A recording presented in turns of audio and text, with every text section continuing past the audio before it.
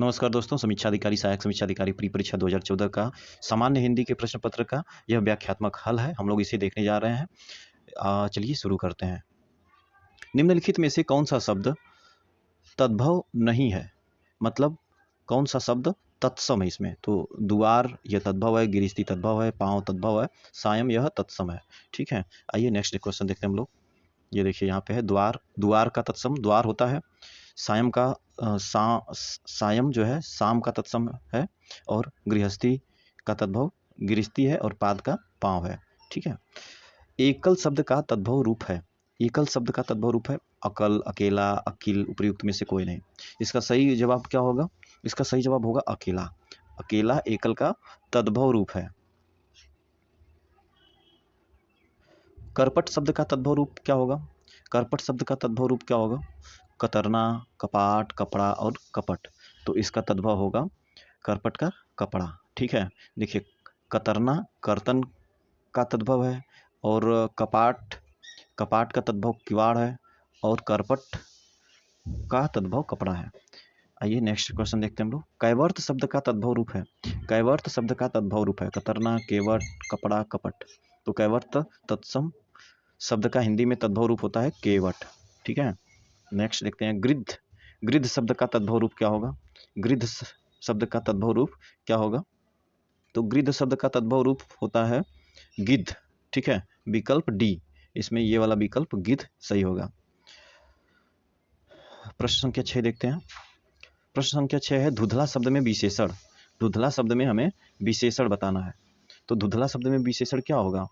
देखिए, विशेषण और विशेष्य यह एक महत्वपूर्ण चैप्टर है आरओ के लिए हिंदी का, जिसमें विशेषण में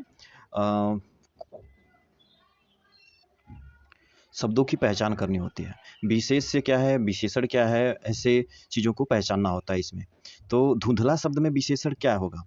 धुंधला शब्द में विशेषण ये पूछा है कि कौन सा विशेषण? संख्यात्मक संख्यावाचक विशेषण है, गुणवाचक विशेषण है, सर्वनामिक विशेषण है या उपयुक्त में से कोई नहीं। तो धुंधला शब्द में विशेषण जो है यह गुणवाचक विशेषण है। गुण को बता रहा है, कोई संख्या या सर्वनामिक इस टाइप का कुछ भी इसमें नहीं है। आप लोग ये पढ़ लीजिएगा इसकी व्याख्या। सरीखा शब्द में विशेषण है। सरीखा शब्द में कौन सा विशेषण है? इसमें भी गुणवाचक ही विशेषण है। न तो गणनावाचक है, न विशेषण है, न गणनावाचक है, न समुदायवाचक है, न तो क्रमवाचक है। इसमें गुणवाचक विशेषण है। अगला क्वेश्चन है, वह नौकर नहीं आया। वाक्य में वह कौन सा विशेषण है? वाक्य में वह कौन सा विशेषण है? वह नौकर नहीं आया। तो वह को बताना है। वह कौन सा विशेषण है? तो सर्वनामिक विशेषण, गुणवाचक विशेषण, संख्यावाचक और परिमाण बोधक। तो इसमें जो है सर्वनामिक विशेषण है यह। वह नौकर नहीं आया, वह सर्वनामिक विशेषण है। ठीक है, अगला क्वेश्चन है, व्याख्या आप लोग पढ़ लीजिएगा। अगला क्वेश्चन है, तीसरा शब्द में विशेषण है। तीसरा शब्द में विशेषण है। तीसरा शब्द में कौन सा विशेषण है भाई? पूर्णांक बोधक विशेषण, आवृत्ति वाचक विशेषण, गणनावाचक विशेषण या क्रमवाचक विशेषण। इसमें से कौन सा सही जवाब है बताइए। तो देखिए, तीसरा शब्द ये जो है ये क्रम को बता रहा है। जैसे होता है ना कि पहला, क्रम से जब हम बात करते हैं, क्रम की बात करती हैं, तो क्रम में क्या आता है? पहला, दूसरा, तीसरा, चौथा, पांचवा, यह क्रम को दर्शा रहा है। ठीक है, यदि 1, 2, 3, 4 ऐसे रहता तो यह गणनावाचक हो जाता। ठीक है, तो चलिए आगे हम लोग देखते हैं। चौथाई शब्द में विशेषण है। चौथाई क्या पूरा है? तो पूरा तो है नहीं, यह अपूर्ण है। तो अपूर्णांक बोधक विशेषण के अंतर्गत इसको रखा जाएगा। ठीक है, चौथा आवृत्तिवाचक विशेषण, गणनावाचक, क्रमवाचक या अपूर्ण बोधक। तो अपूर्ण बोधक के अंतर्गत इसको शामिल किया जाएगा। नेक्स्ट क्वेश्चन क्या है? विशेषण जिस संज्ञा की विशेषता बताता है उसे क्या कहते हैं? विशेषण जिस संज्ञा की विशेषता बताता है उसे क्या कहते हैं? संख्यावाचक विशेषण, गुणवाचक विशेषण, विशेष या सर्वनामिक विशेषण। देखिए, विशेषण जिस संज्ञा की विशेषता बताता है उसे विशेष से कहते हैं। ठीक है, यह विकल्प सी सही है। नेक्स्ट क्वेश्चन है 12वां, निम्नलिखित में से कौन सा शब्द विशेष है? देखिए, आसीन, अग्नि, मधुर और कर्मठ। तो इसमें अग्नि विशेष से है। नेक्स्ट क्वेश्चन है, ठंडा पानी ठंड पैदा करता है। ठंडा पानी ठंड पैदा करता है, इस वाक्य में कौन सा शब्द विशेष है?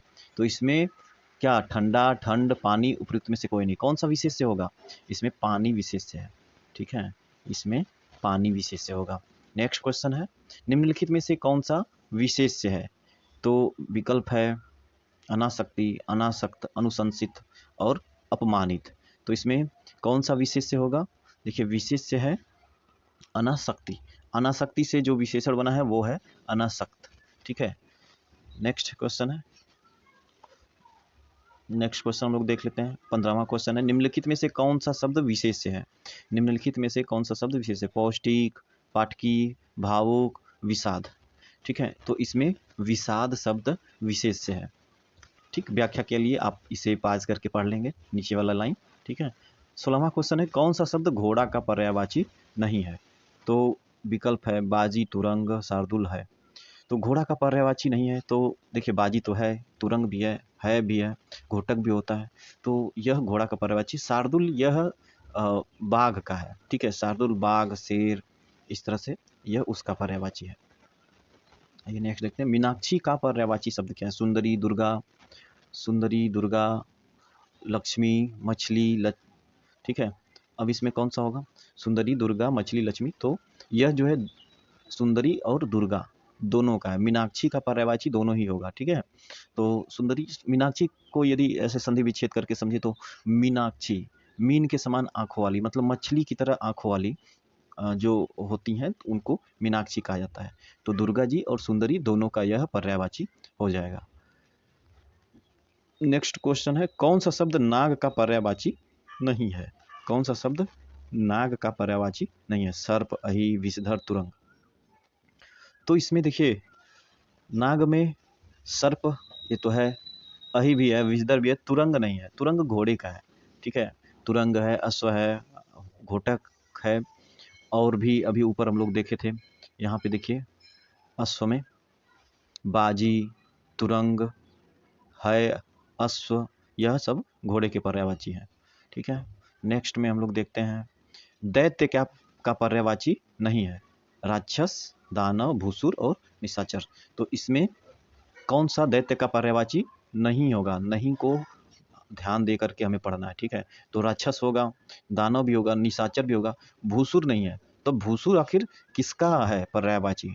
भूसुर राजा का होता है, ठीक है, भूसुर राजा का है। यह जो है राजा का क्या क्या होता है? भूसुर होता है, इंद्रिप होता है, भूप होता है, महीप होता है, नरेश होता है, राव होता है, सम्राट होता है, राजा होता है, ये सब राजा के पर्यायवाची है। नेक्स्ट है, रूख का पर्यायवाची शब्द हमें बताना है। रूख, रूख का पर्यायवाची विकल्प क्या क्या है? विटप, प्रसून, तड़का, हेरम्ब। रूख का क्या होगा? रूख का क्या होगा? विटप होगा। यह विटप, रूख, पेड़, पादप, ये सब जो है होगा, सही जवाब होगा विटप, ठीक है। व्याख्या नीचे आप लोग देख लेंगे। 21वां प्रश्न है, कौन सा शब्द ब्रह्मा का पर्यायवाची नहीं है? कमलासन, चतुरानन, चतुर्भुज, चतुर्भुज, चतुर्मुख। बताइए तो, कमलासन, चतुरानन, चतुर्मुख, चतुर्भुज पर्यायवाची नहीं है, मतलब इसमें 3 है और 1 नहीं है। तो इसमें चतुर्भुज नहीं होगा। चतुर्भुज किसका है? चतुर्भुज विष्णु जी का है, इसलिए जो है ब्रह्मा का नहीं है। अब ब्रह्मा का कौन कौन सा है ये देख लेते हैं। कमलासन है, चतुरानन है, चतुर्मुख है, आत्मभू है, स्वयंभू है, चतुरानन है, हिरण्यगर्भ है, लोकेश है, विधि विधाता, ये सब ब्रह्मा के पर्यायवाची हैं। 21वां प्रश्न हम लोग देखते हैं। 21वां प्रश्न क्या है? कौन सा शब्द भ्रमर का पर्यायवाची नहीं है? कौन सा शब्द भ्रमर का पर्यायवाची नहीं है? सलभ, चंचरीक, सिलमुख, मिलिंद। बताइए तो, नहीं है भ्रमर का। तो सलभ होता है, चंचरीक भी होता है, ठीक है, सलभ होता है, चंचरीक होता है और सिलमुख भी होता है, लेकिन मिलिंद नहीं होता है, ठीक है, मिलिंद नहीं है। तो जो है इसका सही विकल्प क्या होगा? सही विकल्प होगा डी, ठीक है, इसका सही विकल्प डी होगा। अगला क्या है? कौन सा शब्द इंद्र का पर्यायवाची नहीं है? कौन सा शब्द इंद्र का पर्यायवाची नहीं है? पुरंदर, शक्र, मधवा, गणाधिप। पुरंदर तो होता ही है, किलों को तोड़ते थे इंद्र, तो इसलिए उनको पुरंदर कहा जाता है। मधवा भी कहा जाता है, शक्र भी कहा जाता है। गणाधिप, गणाधिप उनका नहीं है, ठीक है। नेक्स्ट है, हिरण्यगर्भ का पर्यायवाची शब्द है। हिरण्यगर्भ का पर्यायवाची शब्द क्या है? विष्णु, ब्रह्मा, महेश या गणेश। देखिए इसमें हिरण्यगर्भ, आयोग द्वारा विष्णु एवं ब्रह्मा दोनों का पर्यायवाची हिरण्यगर्भ माना गया है।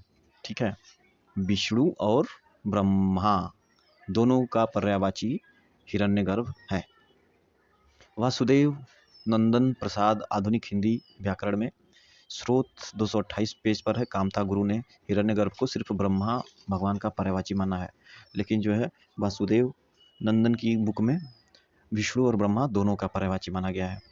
अगला प्रश्न है, कौन सा शब्द दास का पर्यायवाची नहीं है? अनुचर, परिकर, भृत्य, सेवक। दास का पर्यायवाची नहीं है, तो अनुचर होगा, भृत्य हो गया, सेवक हो गया, परिकर नहीं है। ठीक है, तो दास का पर्यायवाची अनुचर, भृत्य, सेवक, किंकर, अनुचर ये सब होगा। जंगम का विलोम शब्द बताइए। जंगम का विलोम शब्द अगम, दुर्गम, स्थावर, चंचल। जंगम का विलोम शब्द होता है स्थावर। नीचे व्याख्या देख लीजिए। जंगम का स्थावर है, अगम का गम्य है, दुर्गम का सुगम है, चंचल का स्थिर है। नेक्स्ट क्वेश्चन है, सृष्टि का विलोम शब्द है। विसृष्टि, प्रलय, व्यष्टि, समष्टि। तो सृष्टि का विलोम शब्द प्रलय होगा। ठीक है, व्यष्टि मतलब सूक्ष्म का विलोम समष्टि होता है। ठीक है, एक होता है व्यष्टि और समष्टि। ठीक, तो सृष्टि का विलोम प्रलय होगा। इप्सित का विलोम शब्द क्या होगा बताइए। अभिप्सित, अनिप्सित, परोपसित, सुनिप्सित। तो इप्सित का विलोम शब्द होता है अनिप्सित। ठीक है, इप्सित का विलोम शब्द अनिप्सित होता है। साहचर्य का विलोम शब्द क्या होगा? वैमनस्य, असहयोग, विनियोग, अलगाव। तो साहचर्य का अलगाव होता है। नेक्स्ट है 29 हो गया। 30वां क्वेश्चन हम लोग देख लेते हैं, या 30 से हम नेक्स्ट वाले सीरीज में करेंगे।